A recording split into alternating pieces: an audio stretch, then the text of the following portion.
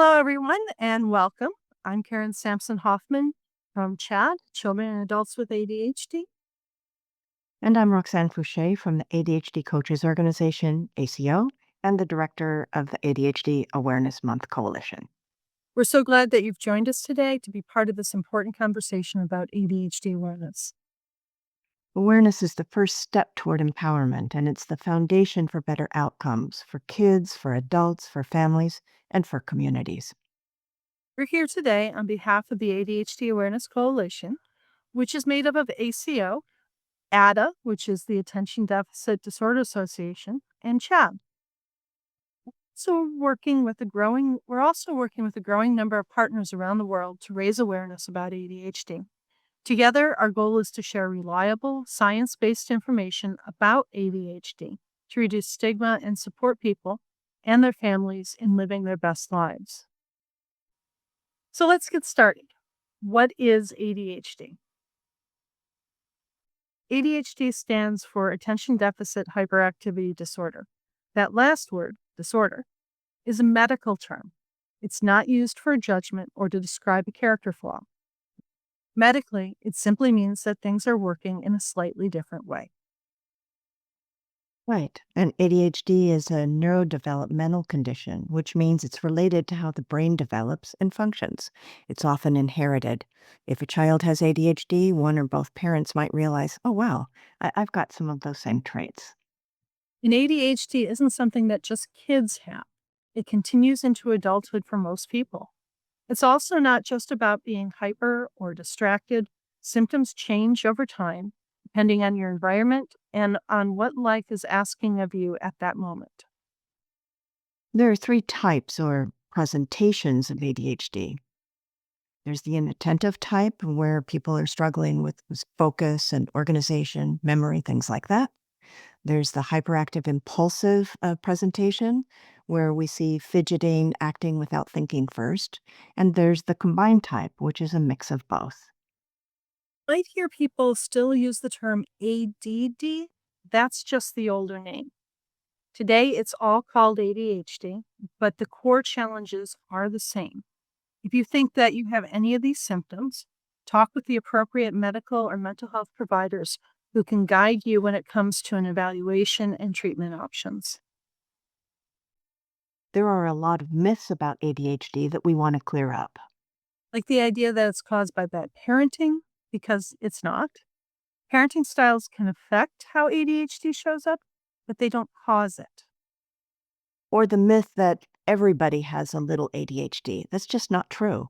Sure, everybody forgets things sometimes or may be late with projects, but with ADHD, these kinds of symptoms show up early in life, happen in multiple settings like home and school or work, and they cause real problems. Another one that a lot of people are concerned over is the idea that ADHD medication is addictive. That's not supported by science. Medication taken as prescribed actually lowers the risk of substance abuse. In fact, properly managed treatment with a doctor, which may include medication, is often what helps someone to thrive. And no, ADHD doesn't just affect little boys. Girls, women, and people of all ages can have it. We are now seeing that more women and even older adults are getting diagnosed with ADHD.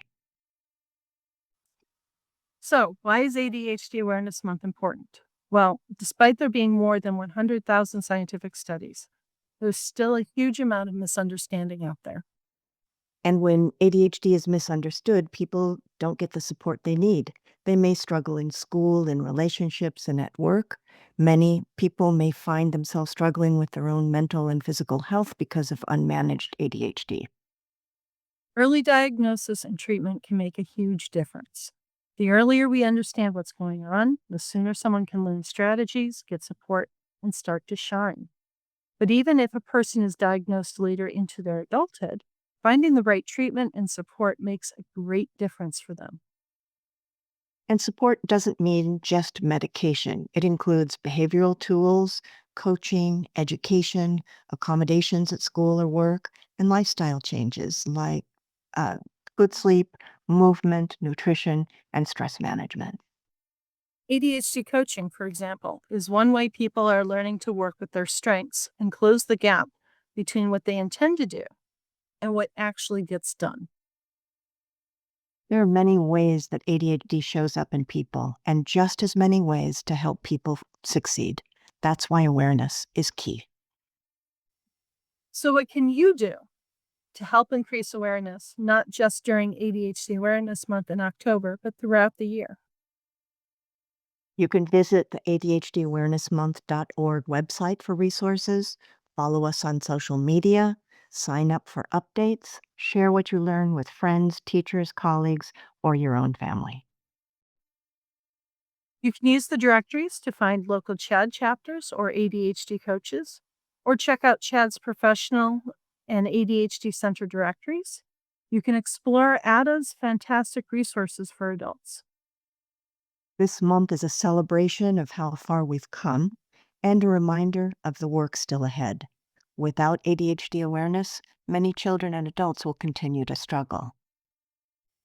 And as you always say, the more we share about ADHD, the more people can get the help they need and they deserve. It's good for everyone. It's a real win-win. Before we go, here's what we hope you will remember. ADHD is real. It's more common than many think. It shows up differently in every person, and it's manageable with support. Thank you for being part of this important conversation and working to increase ADHD awareness during October's ADHD Awareness Month and all year long.